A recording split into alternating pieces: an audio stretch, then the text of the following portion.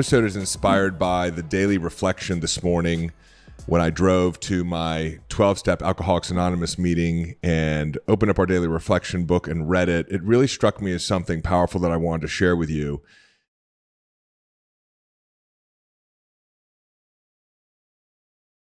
And if you've been feeling like you're not free, if you've been feeling like you're bogged down by the problems of your life, maybe they're financial problems, maybe they're health problems, maybe they're problems in your career or in your business, or maybe you feel like you're not free because you perceive that you're under the control of governments or the media or a two-party political system. So it's not just not being free at an individual level within your life, but at a macro level in the world. You're really going to love this episode because I'm going to share with you how I went from really feeling constrained in my life to today truly feeling free.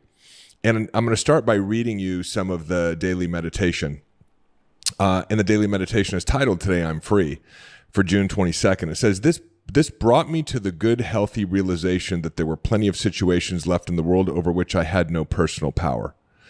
That if I was so ready to admit that to be the case with alcohol, so I must make the same admission with respect to much else. I would have to be still and know that he, not I, was God. So that's the beginning of the meditation. And it's an interesting languaging, right? The good, healthy realization that there were plenty of situations left in the world over which I had no personal power. In my recovery program, one of the things I had to realize was that I was powerless over drugs. I was powerless over alcohol. I was powerless over pornography. I had tried to stop those behaviors time in, time out, using means or mechanisms of my own personal will. And 100% of the time, I was unsuccessful at achieving abstinence, perhaps for a short period of time, but not for very long. And so through the 12 steps of Alcoholics Anonymous, I learned to develop a relationship with a power greater than myself. We refer to it as a higher power of your own understanding, a God of your own understanding, and to surrender a great majority of my life to that higher power. And what that means is I no longer try to not drink or drug, but instead I work a program that allows me to accept the circumstances and situations that come up in my life on a day-to-day basis. And that acceptance is actually what keeps me sober, because what caused me to drink and drug, and maybe you're not an addict, maybe you're not an alcoholic, but perhaps you are addicted to worry, or you're addicted to depression, or you're addicted to your cell phone, or you're addicted to social media, or you're addicted to anger, or people pleasing, or chasing success, or hustle and grinding, or procrastination, or self-sabotage.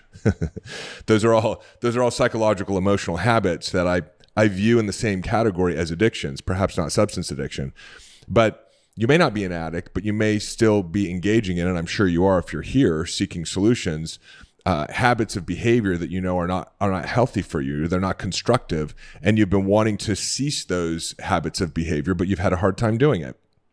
And so what I realized was that my alcoholism and my drug addiction and my other addictions were simply a coping mechanism for the uncomfortable feelings of feeling like I wasn't good enough, of feeling like I needed to be perfect in order to be loved, feeling that I needed to be successful if I was going to be approved, feeling like there wasn't enough time, living in fear of financial insecurity. All of those things, those uncomfortable feelings that came along with those belief systems, I used drugs and alcohol to numb the discomfort. And so today I no longer have to do that. And the beautiful thing, again, that this reading speaks to is that if I was so ready to admit that to be the case with alcohol, right, that meaning circumstances, plenty of situations in the world over which I had no personal power, I had no control, like I don't over my alcohol. If I realize that there are other circumstances and situations in the world where I also don't have control, then I can surrender those circumstances and situations to my higher power too. The reading goes on to say, I'm learning to practice acceptance in all circumstances of my life so that I may enjoy peace of mind. My guess is if you're here, you're looking for peace of mind. And what this reading says is that as I practice acceptance in all circumstances of my life, I can enjoy peace of mind. At one time, life was a constant battle because I felt I had to go through each day fighting myself and everyone else. Does that feel familiar? If it does, you're going to love this episode. Eventually, this became a losing battle. I ended up getting drunk and crying over my misery. When I began to let go and let God take over my life, I began to have peace of mind. Today, I am free. I do not have to fight anybody or anything anymore. So how do we get to a place? It says, I'm learning to practice acceptance in all circumstances of my life so that I may enjoy peace of mind. How do we practice acceptance? How can we accept the things that seem problematic in our day-to-day experience? And how could it possibly be that by accepting our problems or those things we feel like we cannot control, that they can somehow be resolved by a power greater than ourselves? So I want to share what my experience has been in living the 12 steps. It's one of the catalyzers for why we integrated some of the fantastic technology of Alcoholics Anonymous with the frameworks that I've been teaching over the last 8 years into a program called the Whole Human Framework for whole human healing. And my story is I used to battle all the time. I would be angry with people. I would become irritated. I felt like other people were stupid. Oftentimes that was just a defense mechanism for me not feeling good about myself. I felt like I was stupid. That was a learned behavior growing up in an environment where unknowingly my parents led me to believe I was stupid in their own ways of trying to help me and teach me to be successful and to do good in school and to achieve in athletics. I learned that if I wanted to be loved, I had to be perfect. That was at least the understanding that I gave it. Many of us grew up in families where it wasn't overt trauma. It wasn't necessarily sexual trauma or physical abuse, but it was this micro trauma of being exposed to our parents' unprocessed and unmetabolized traumas. Like they didn't know what to do with it. And so they either passed it on to us or we learned through observation. And so I was fighting life all the time. In a big way that I learned to fight life was to solve problems, right? If something showed up in my life, a problem, I was supposed to fight it. I was supposed to figure it out. I was supposed to solve the problem. And so on one hand, I sort of had my plan or my agenda for the day, the things that I believed I needed to get done in order to be successful, in order to be happy, in order to create financial abundance for myself. And then there was life. Life seems like most days it had a different plan than David's plan. And so when life's plan showed up and disrupted David's plan, I fought with life. And most of us are fighting with life a majority of the time. We spend most of our life in denial of life as it is showing up for us. We think that life should be showing up differently than it is. Right? Our plan is a better plan than life's plan. When I'm coaching people who believe in a higher power or believe in God, it's a pretty startling revelation when I say to them, got it, so you think you have a better idea than God does for you. If everything is God and everything is not showing up according to how you think it should be, then you must be smarter than your higher power. And so we start to see the arrogance with which we live our lives and the very myopic view that we take on what must happen in order for us to be successful or to be happy or to be healthy. We try to control our illnesses or our sicknesses. We try to control our employers. We try to control the circumstances around our business, and it becomes exhausting. Einstein said something that is really quite profound. He said you can't solve a problem with the same energy that created it. In other words, we sort of experience these things that show up on a daily basis that we would call problems, and then we try to wrestle the problem to the ground. We start to fight with life. And what he's saying is, hey, the solution is a different frequency than the problem. That in order to solve the problems that are showing up in your life, you can't wrestle the problem. You have to do something else. And so as a result of being in the practice of knowing what things I can control in my life and what action I can take and what things I can control, I've learned to relax into life quite a bit more. And as I've relaxed into life more, what I've seen is that life actually 100% of the time has a better plan for me. I'll give you an example of some of the change that I'm experiencing, because sometimes it's difficult to articulate a principle if you haven't experienced it yet. But this week, I moved to doing 2 podcast episodes a week, and I'm very excited about that. And next week, I'm going to be out all week in Mexico for one of my high-level coaching retreats. I'll be out the following week too, so I needed to get ahead on podcast episodes. So David's plan was I'm going to record a certain number of podcast episodes before I leave for Mexico. Well, on Thursday, my wife asked me if we could cut out early from the home studio and home office and go take a look at pianos. She's really excited to buy a piano. My 22-month-old son is very enthusiastic about musical instruments, and so now he's taking piano lessons. My wife has decided she's going to take piano lessons with him, so she wants to buy a piano. So David's plan was, well, no, Thursday afternoon I've got to record some extra podcast episodes. And I used to just adhere to this plan.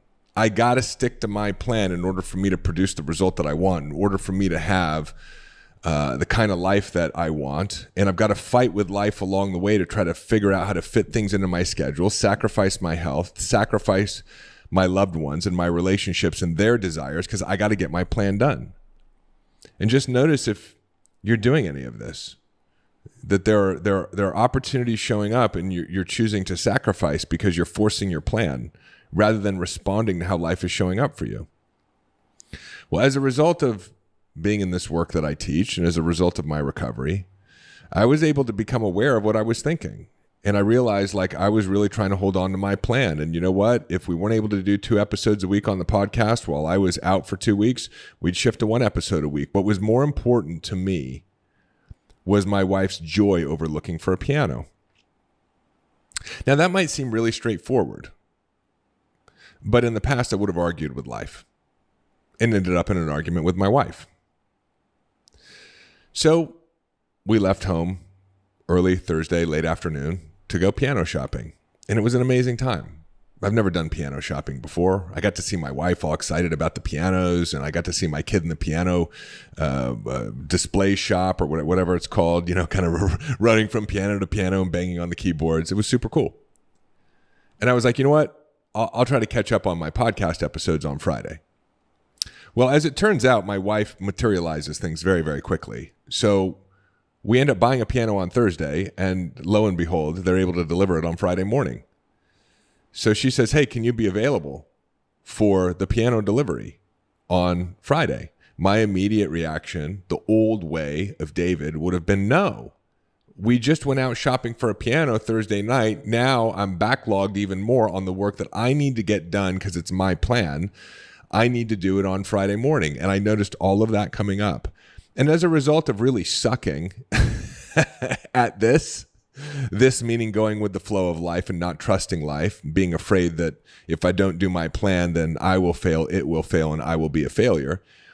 As a result of sucking at it and doing it the wrong way enough times, I was aware of these thoughts and these emotions coming up within me, but was able to translate them into the proper response. Yeah, babe, whatever you need. I'll help out with the piano delivery Friday morning. Hey, it's David. Just a quick interruption to your regularly scheduled episode by your favorite sponsor. I want to tell you about my book. It is available on Amazon right here, right now. A Changed Mind, Go Beyond Self-Awareness, Rewire Your Brain, and Re-Engineer Your Reality. In this little book are all the frameworks, the tools, the methodologies that I talk about on this show and that I've used to actually change my mind and that tens of thousands of other people have used to transform their bank accounts, their businesses, their relationships, their health, their spiritual connection, everything that you want to achieve. This is the way to achieve it. And Amazon has done us a good one right now. It's significantly discounted. So you can go and pick up your copy, or better yet, pick up a copy for a friend too. There's nothing better than giving the gift of transformation right now. Hop on over to Amazon. There's a link in the show notes. And if you love the book as much as I loved writing it for you, do me a favor, let me know that and leave a review. And now back to your regularly scheduled episode. So Friday morning, piano comes and gets delivered, and it looks absolutely fantastic. And my wife is just so happy and so thrilled. And the nanny was here, and I got to watch my wife and the nanny have a conversation about watching my son grow up and play the piano. And the nanny got all emotional, and she starts crying, and my wife starts crying, and everybody's crying, and it's just awesome, right? It's ridiculous, but it's awesome. And I'm getting to live my life. And then as a result of that, Friday afternoon, I just have a massive brainstorm of ideas and podcast episodes that I want to record. And I feel exhilarated, and it feels effortless. So I get in the studio yesterday, Saturday, and I get in the studio today, Sunday, before I leave for Mexico. And I inspiredly bang out 4 podcast episodes. And I'm able to see this in my life, that life is actually giving me the gift. As long as I go with what it sets up for me, it's giving me the gift of efficiency in the ideas I have, the inspiration I have, the circumstances, the situations, the coincidences, the synchronicities that show up, to actually allow me to achieve all of the things that I want to achieve that are the important and joyful pieces of David's plan, as long as I'm willing to surrender to life's plan. And the irony is when I surrender to life's plan, I get a bunch of other bonuses too. I get to spend more time with my family.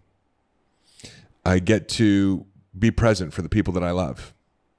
I get to show up as the David I aspire to be, who's go with the flow and compassionate versus controlling and angry and irritable. That was the old way. And it's very much what I experienced when I was in my addiction. In my addiction, I was trying to control all the circumstances and situations around me because I didn't trust God's plan for me. I didn't actually trust that my higher power would give me the gift of not only being able to take care of my body and to meditate on a daily basis and to be present for my loved ones and spend time with my friends and a successful business and financial abundance. I didn't trust that. If we want to go a little bit deeper, maybe I didn't feel I was deserving of that. But the real reason why I didn't trust it is because I couldn't find many examples of that when I looked at the world and people who had achieved any level of business success or any level of financial success. When I looked out and modeled other people who were quote unquote successful in their business or in their impact or in their influence or in their income, they all had to sacrifice. And they were all hustle and grinding. There's a significant business influencer out there today. I like some of the stuff that he puts out there, but he sort of makes fun of personal growth and daily rituals, which I understand his point. You can kind of daily ritual yourself into a ritual of procrastination and avoidance. And I heard him in an interview and he said, I do my first working shift from 8 a.m. to 2 p.m. Then I take a little break. Maybe I get a workout in. Then I do my second shift from 3 p.m. to 8 p.m.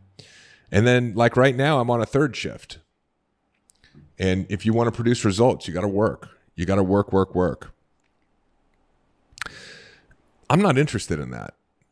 I'm not interested in work in order to produce outcomes. I'm interested in alignment. I'm interested in working with what God puts in front of me. Sometimes God puts in front of me an idea or an inspiration, and it's my job to take courageous action around it because it triggers a lot of my limiting beliefs and my fears, and it would be easy for me to move into procrastination or avoidance. And it's my job, what I'm being called to is an upgrade of David Bayer by taking courageous action with that idea. So I'm not saying you don't take action. Action's a big part of it. And I'm also not saying that there aren't times where life's plan is for you to flow into putting in 16 hours in a day or a couple days in a week or a couple weeks straight. And it might feel fatiguing like a really good workout does, but you're still in your joy and you're in your inspiration. What I'm not interested in is trying to control the environment around me and sacrificing the things that are most important to me in the name of David's plan. And so today I'm free. And one of the things we talk about in recovery is one day at a time. And sometimes it's an hour at a time. Sometimes it's a minute at a time.